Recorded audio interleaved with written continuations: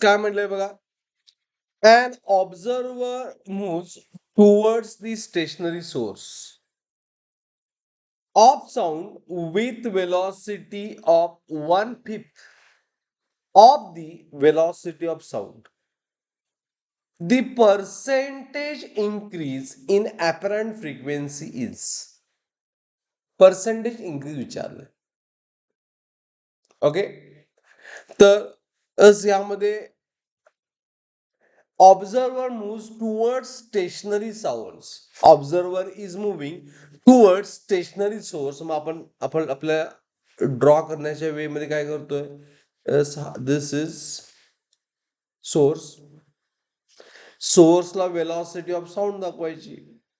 But stationary source में VS काय,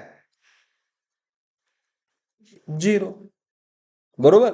आणि observer is moving towards, arrow बरोबर आहे का बघा, V0. V0 किती दिले, 1/5 of velocity of sound, V/5. आणि आपल्याला फाईंड काय, पर्सेंटेज इंक्रीज. ऑब्विसली इंक्रीज होता, टुवर्ड्स जायला म्हटलं.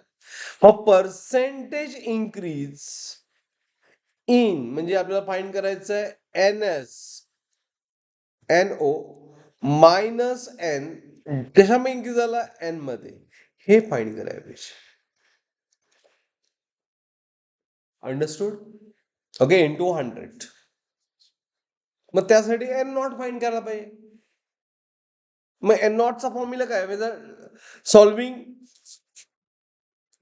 N0 इज, आता ऑब्झर्वर मुव्हिंग आहे का नाही, ऑब्झर्वर न्यूमरेटर मध्ये असतोय. V प्लस V0 का V मायनस V0, सांगा. V प्लस V0 का V मायनस V0, प्लस, कारण अपोजिट आहे. आणि रेस्टला आहे सोर्स में divide by V into what, N. So N0 आलं, V आहे V/5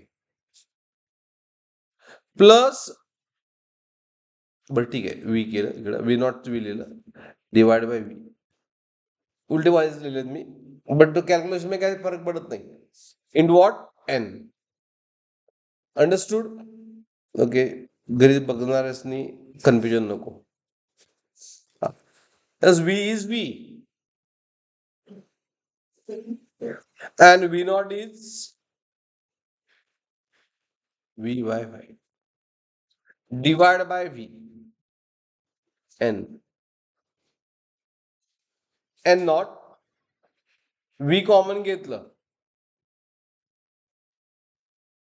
ब्रॅकेट में काय राहिलं, 1/1 plus 5 divide by 1 into N.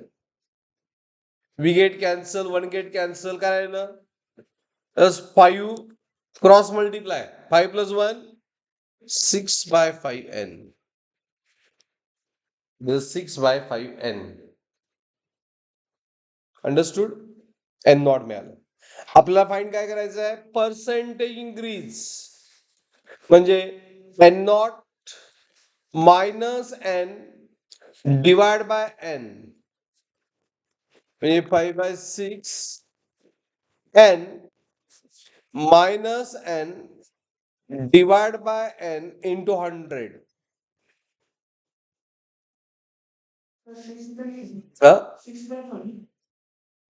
6/5 बरोबर. It is 6/5. 6/5 N minus N divided by N. N get cancel. So it is 6/5 minus 1 divided by N into 100. N get cancel. So it is 6 minus 5, 1/5 into 100. Therefore, answer is 20%. 100/5. तर तो 6/5 चा N multiplication मध्ये तो आणि डिनॉमिनेटरचा N पण cancel होऊ शकतो ना.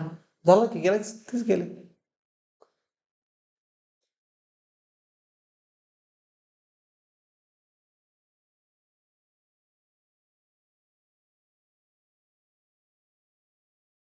अंडरस्टूड.